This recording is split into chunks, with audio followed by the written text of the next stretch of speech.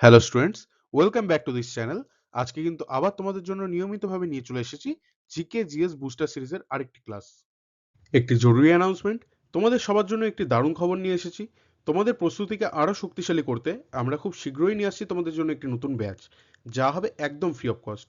এই ব্যাচটি বিশেষভাবে তৈরি করা হয়েছে আগামীতে আসন্ন সমস্ত পরীক্ষাকে মাথায় রেখে।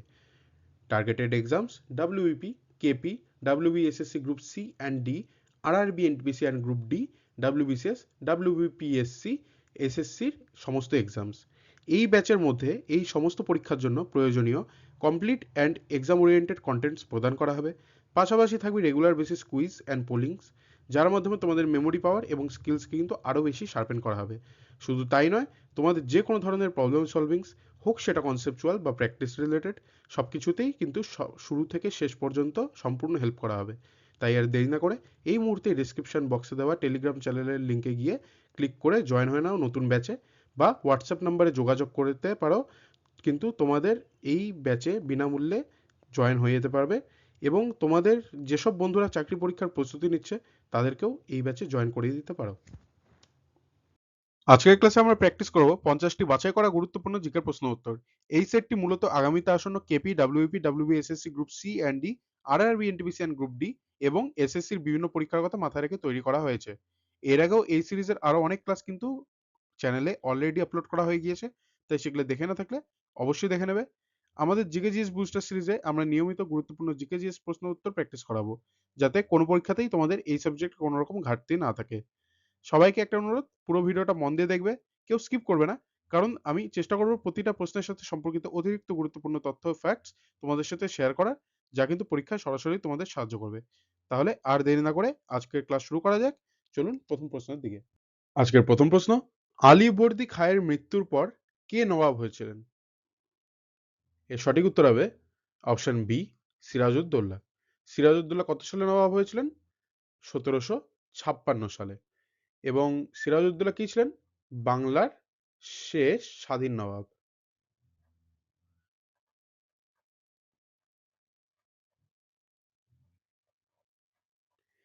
এবং আরো বলে রাখি, সিরাজউদ্দৌলার পর কিন্তু হয়েছিলেন নবাব মির্জাফর। ঠিক আছে, তিনি কিন্তু ব্রিটিশ আন্ডারে হয়েছিলেন। এবং প্রথম কে ছিলেন বাংলা নবাব? তাহলে কিন্তু হয়ে যাবে উত্তর মুর্শিদ কুলি খাঁ। কত সালে হয়েছিলেন তিনি? 1717 সালে। পরের প্রশ্ন, আমি উত্তর বলে দেওয়ার আগে কিন্তু তোমাদের এখান থেকে একটি সঠিক উত্তর বেছে নিতে হবে, এবং আমাকে কমেন্ট বক্সে অবশ্যই জানাবে শেষে যে 50টার মধ্যে তোমরা কটা সঠিক উত্তর দিতে পারছো। আজকের দ্বিতীয় প্রশ্ন, রোহিঙ্গারা কোন দেশের বাসিন্দা? রোহিঙ্গারা কিন্তু মায়ানমারের বাসিন্দা, তাই এর উত্তর হয়ে যাবে অপশন সি। তৃতীয় প্রশ্ন, কত সালে প্রথম ফিফা বিশ্বকাপ অনুষ্ঠিত হয়েছিল? এর সঠিক উত্তর হবে অপশন এ, 1930 সালে। 1930 সালে কিন্তু উরুগুয়ে এবং কাদের মধ্যে ম্যাচ হয়েছিল? উরুগুয়ে এবং আর্জেন্টিনা। কে ম্যাচ জিতেছিল? উরুগুয়ে, 4-2 গোলে। ঠিক আছে। পরবর্তী প্রশ্ন, নাম্বার 4, বেটি বাঁচাও বেটি পড়াও এই প্রকল্পটি কত সালে শুরু হয়েছিল? এর সঠিক উত্তর হবে অপশন বি, 2015 সালে। এর মূল লক্ষ্য ছিল লিঙ্গ বৈষম্য দূর করা এবং কন্যা শিশুদের শিক্ষা ও ক্ষমতায়নকে উৎসাহিত করা। আজকে 5 নম্বর প্রশ্ন, মিস ইউনিভার্স 2025-এর খেতাব কে জিতেছেন? দেখো, এখানে প্রশ্ন এসেছে মিস ইউনিভার্স থেকে। আমি কিন্তু মিস ওয়ার্ল্ডের একটি প্রশ্ন এসেছিল প্র্যাকটিস সেট 1-এ, অর্থাৎ এই সিরিজের প্রথম ভিডিওতে। তো সেই ক্লাসে কিন্তু আমি মিস ওয়ার্ল্ড সম্পর্কিত যাবতীয় তথ্য কিন্তু সেখানে বলে দিয়েছি। প্রথম কে জিতেছিল, কত সালে জিতেছিল, ভারতীয় প্রথম কে জিতেছিল, এবং কে কে ভারতীয় জিতেছিল, তারা কত সালে জিতেছিল, সমস্ত ফ্যাক্টস কিন্তু আমি সেই ক্লাসে বলে দিয়েছি। তো সেই ক্লাসটা দেখলে কিন্তু তোমরা মিস ওয়ার্ল্ডের যেগুলো তথ্য রয়েছে সেগুলো জেনে যাবে। আজকেরটা বলে রাখি, এর সঠিক উত্তর কিন্তু হয়ে যাবে ফাতিমা বশ। ঠিক আছে, ইনি জিতেছেন 2025 সালে। এবং যদি বলা হয় মিস ইউনিভার্সের খেতাব প্রথম কে জিতেছিল, তাহলে কিন্তু উত্তর হবে আর্মি কুসেলা। ঠিক আছে, তিনি কত সালে জিতেছিল? 1952 সালে। এবং প্রথম ভারতীয় এই খেতাব কে জেতেন? তাহলে কিন্তু উত্তর হবে সুস্মিতা সেন। সুস্মিতা সেন কত সালে জিতেছিলেন? 1994 সালে। এবং দ্বিতীয় কে জিতেছিলেন এখানে নেই, আমি বলে দিই। দ্বিতীয় কিন্তু জিতেছিলেন লারা দত্তা। কত সালে? 2000 সালে। এবং তৃতীয় ভারতীয় এবং শেষ ভারতীয় আপাতত, তিনি কিন্তু হারনাস সান্ধু। ইনি জিতেছেন কত সালে?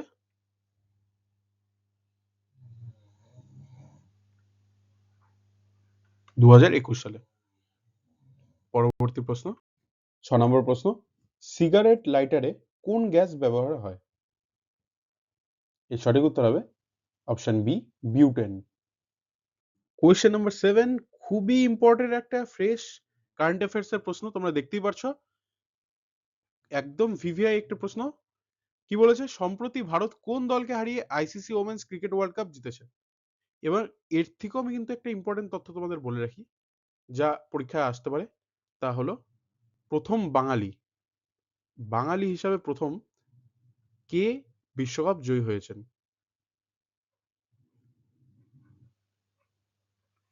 উত্তরটা প্রায় সবারই জানা। উত্তরের হবে কিন্তু রিচা ঘোষ। ঠিক আছে? তিনি কোথাকার বাসিন্দা? শিলিগুড়ির।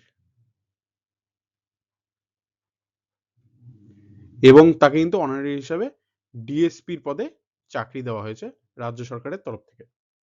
এবার এই প্রশ্নের উত্তর আসি, সম্প্রতি ভারত কোন দলকে হারিয়ে জিতেছে? তা কিন্তু উত্তর হবে অপশন এ, দক্ষিণ আফ্রিকাকে।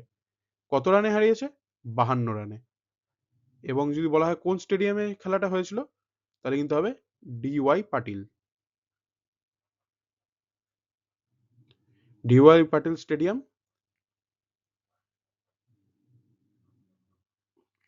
আচ্ছা, এবং আরো বলে রাখি, ম্যান অফ দ্য সিরিজ কে হয়েছিল? মোস্ট উইকেটসও নিয়েছিল তিনি, তার নাম কিন্তু দীপ্তি শর্মা।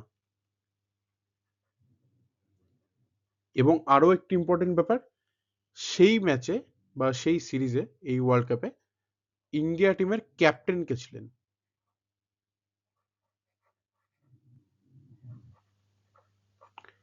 তার নাম কিন্তু হরমনপ্রীত কৌর।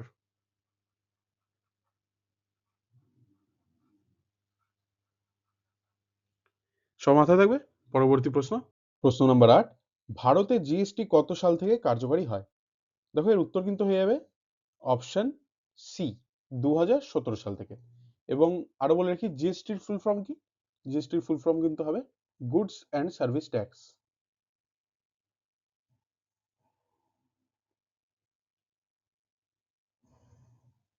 এবং যদি প্রশ্ন আসে যে জিএসটি পরোক্ষ কর নাকি প্রত্যক্ষ কর, অর্থাৎ ডাইরেক্ট ট্যাক্স নাকি ইনডাইরেক্ট ট্যাক্স, তাহলে কিন্তু উত্তর হবে এটা একটি ইনডাইরেক্ট ট্যাক্স বা পরোক্ষ কর।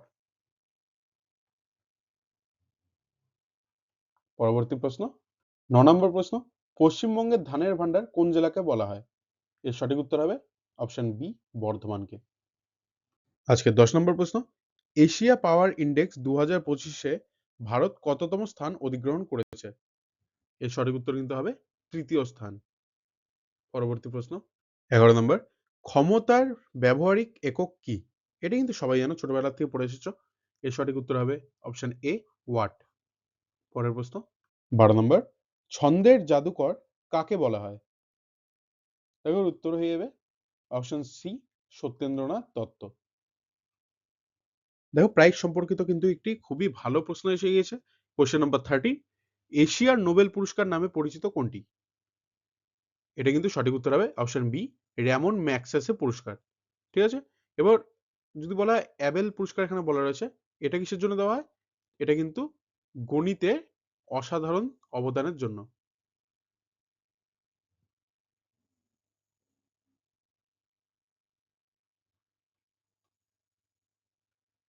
এবং যদি বলা হয় ম্যান বুকার পুরস্কার, এটার উত্তর কি হবে? বা এটা কিসের জন্য দেওয়া হয়?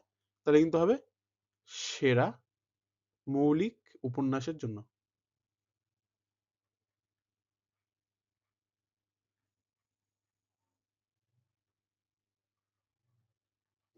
আর এখানে বলা রয়েছে পুলিৎজার পুরস্কার, এটা কিসের জন্য দেওয়া হয়?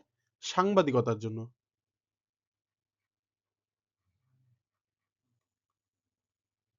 দেখো একটি প্রশ্নের উত্তর খুঁজতে গিয়ে কিন্তু আমরা আরো 3টে পেয়ে গেলাম।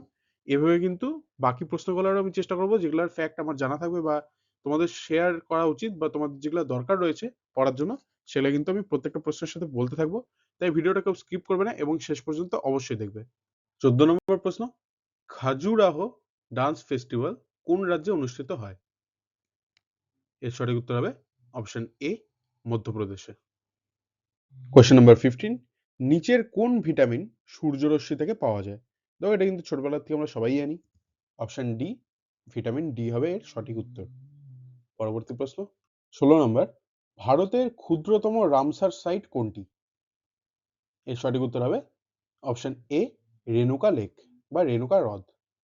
17 নম্বর প্রশ্ন, মুসলিম লীগ কত সালে প্রতিষ্ঠা হয়েছিল?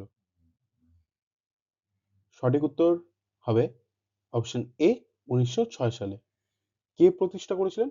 নবাব খাজা সলিমুল্লাহর উদ্যোগে কিন্তু এটা প্রতিষ্ঠা হয় এবং প্রথম সভাপতি ছিলেন স্যার সুলতান মোহাম্মদ শাহ বা তাকে তৃতীয় আগা খানও বলা হতো।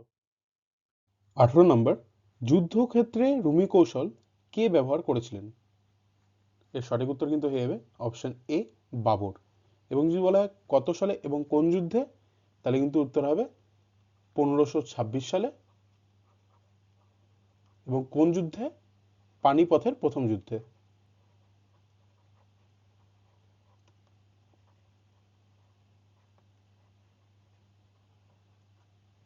এবং যদি জিজ্ঞেস করা হয় কার বিরুদ্ধে হয়েছিল এই লড়াই, তাহলে কিন্তু উত্তর হবে ইব্রাহিম লোধির বিরুদ্ধে।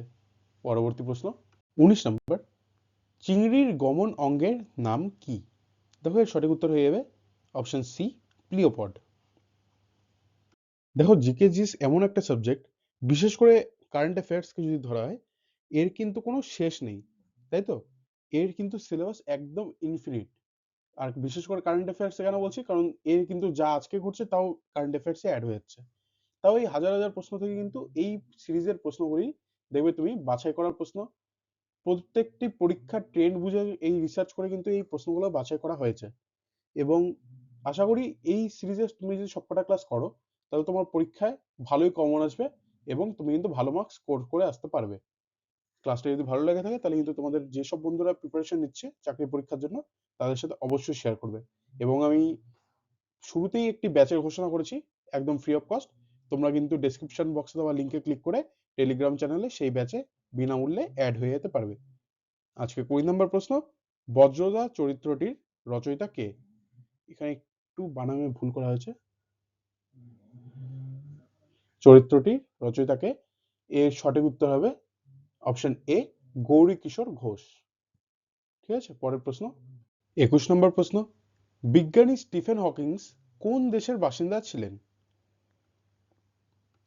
দেখো এর উত্তর হবে অপশন এ, ইংল্যান্ডে।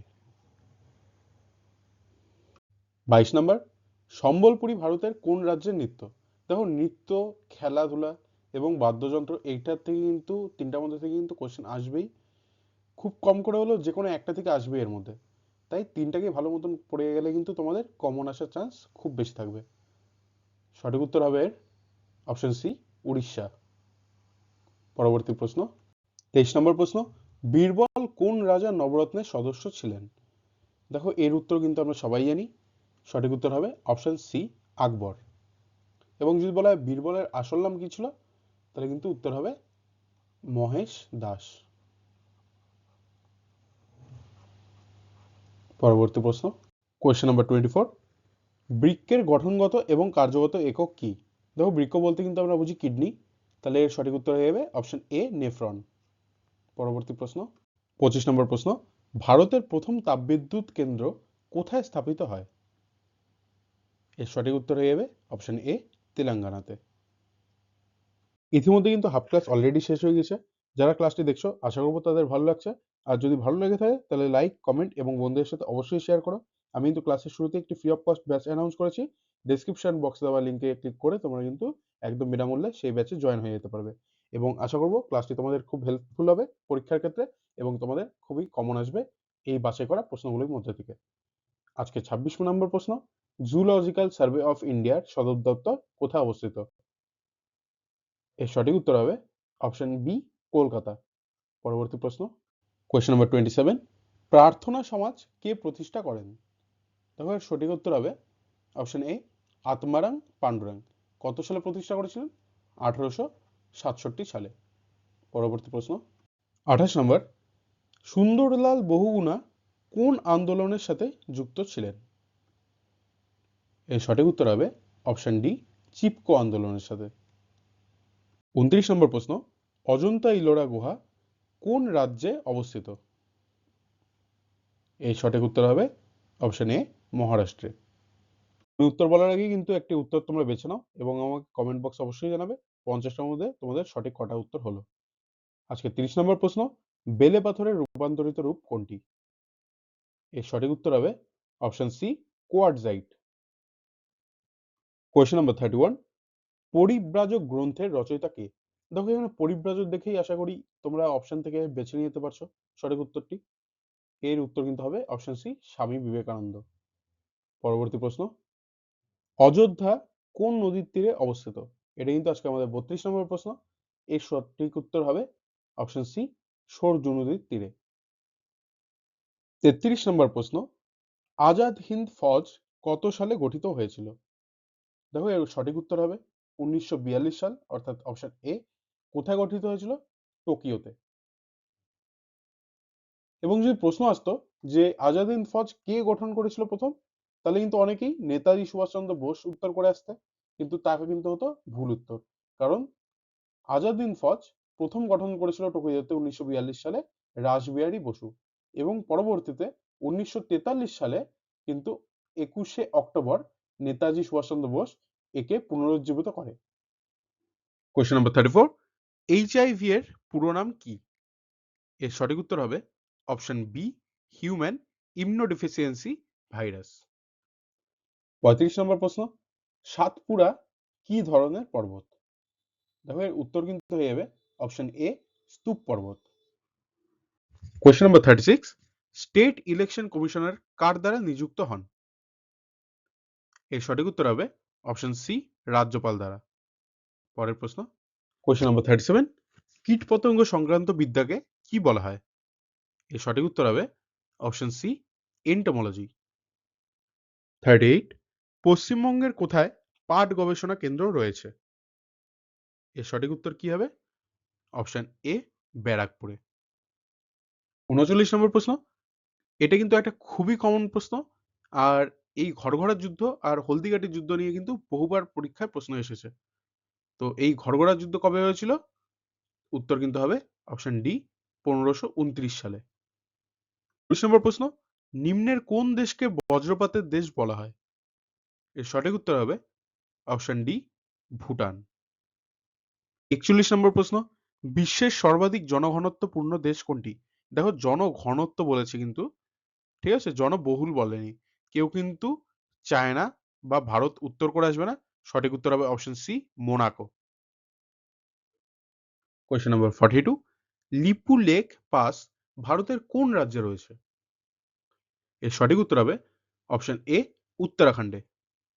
পরের প্রশ্ন 43, ভারতের প্রথম মহিলা মুখ্যমন্ত্রী কে ছিলেন? এর সঠিক উত্তর কিন্তু হয়ে যাবে অপশন ডি সুচেতা কৃপলানি। এবং তিনি কোন রাজ্যের মুখ্যমন্ত্রিত্ব করেছিলেন? ইউপি, উত্তরপ্রদেশে। এবং কত সালে? 1963 সালে। পরবর্তী প্রশ্ন 44, ভারতের প্রথম মহিলা নোবেল পুরস্কার প্রাপক কে? তবে এর অপশন দেখে কিন্তু তোমরা আইডিয়া করে নিতে পারছো সঠিক উত্তর। এর সঠিক উত্তর হবে অপশন বি মাদার টেরিসা। কত সালে তিনি পেয়েছিলেন? 1979 সালে, 1979-এ। পরের প্রশ্ন, আজকে 45 নম্বর প্রশ্ন, পৃথিবীর উচ্চতম পর্বত শৃঙ্গ কোনটি? এটা তো সবাই পারার কথা। একবার উত্তর হবে অপশন সি এভারেস্ট। এবং এর উচ্চতা কতটা? 8,848 মিটার। পরের প্রশ্ন, ড্রিবলিং শব্দটি কোন খেলার সাথে যুক্ত? দেখো কোন শব্দ কোন খেলার সাথে যুক্ত এটা কিন্তু এসেই থাকে, তাই এই টপিকটা কিন্তু ভালো মতন তোমাদের পড়তে হবে। এবং এই ড্রিবলিং যে শব্দটা রয়েছে এটা কিন্তু ফুটবলের সাথে জড়িত। ঠিক আছে, এর উত্তর হবে ফুটবল। খুব শীঘ্রই কিন্তু আমাদের চ্যানেলে বিভিন্ন সাবজেক্ট যেরকম ম্যাথস, রিজনিং, ইংলিশের উপর অধ্যায়ভিত্তিক অর্থাৎ চ্যাপ্টার ওয়াইজ কিন্তু ক্লাস আপলোড হতে চলেছে, এবং এগুলার বিভিন্ন কন্টেন্টগুলো, গুরুত্বপূর্ণ কন্টেন্টগুলো এবং এগুলার উপর কুইজ পোলিং কিন্তু আমাদের ব্যাচে আপলোড হতে থাকবে এবং তোমরা সেখান থেকে সেটা পেয়ে যেতে পারো বিনামূল্যে। এবং যদি এরকম সাবজেক্টের উপর বাছাই করা প্রশ্ন উত্তর নিয়ে মক টেস্ট সিরিজ বা চ্যাপ্টার ওয়াইজ সিরিজগুলো পেতে চাও, তাহলে কিন্তু চ্যানেলটিকে অবশ্যই সাবস্ক্রাইব করে বেল আইকনে ক্লিক করে দাও সঠিক সময় মতন সঠিক ক্লাসের আপডেট পেতে। আজকে 47 নম্বর প্রশ্ন, এজরা কাপ কোন খেলার সাথে যুক্ত? কোন কাপ, কোন ট্রফি কোন খেলার সাথে যুক্ত, এই টপিকেও কিন্তু ভালো কোয়েশ্চেন এসে থাকে, তাই এগুলো তোমাদের খুব ভালো মতন পড়তে হবে। এজরা কাপ হলো পোলো খেলার সাথে যুক্ত, অর্থাৎ উত্তর হবে অপশন সি, পোলো। 48, খণ্ডগিরি গুহা কোন রাজ্যে অবস্থিত? এর সঠিক উত্তর হবে অপশন বি, উড়িষ্যা। 49 নম্বর প্রশ্ন, বন সংরক্ষণ আইন কত সালে প্রণয়ন হয়? দেখো এর উত্তর কিন্তু হবে 1980 সাল, অর্থাৎ অপশন বি। অপশন বি কিন্তু হয়ে যাবে সঠিক উত্তর। পরবর্তী এবং আজকের শেষ প্রশ্ন, আজকে last but not the list, question number 50, HTML এর পুরো নাম কি? অর্থাৎ এইচটিএমএল এর ফুল ফর্ম কি? এর সঠিক উত্তর কিন্তু হয়ে যাবে option D, hyper text markup language. দেখো না, বাকি অপশনগুলো কিন্তু খুবই সিমিলার রয়েছে, বাকিগুলোর মধ্যে কিন্তু কনফিউজ হলে হবে না। ঠিক আছে, তোমাদের ওয়ার্ড বাই ওয়ার্ড এই নামটাকে মুখস্থ রাখতে হবে, hyper text markup language. GK GS booster সিরিজের প্র্যাকটিস সেট 6 এর ক্লাস এখানেই শেষ আজকের মতো। দেখা হবে আবার পরবর্তী প্র্যাকটিস সেট 7 নিয়ে। এবং যদি ভিডিওটা ভালো লেগে থাকে, যদি ক্লাসটি ভালো লেগে থাকে, তাহলে অবশ্যই লাইক, কমেন্ট এবং শেয়ার করো। চ্যানেলটাকে সাবস্ক্রাইব করে বেল আইকনে ক্লিক করে দিও। তোমাদের এক্সামের জন্য বেস্ট অফ লাক।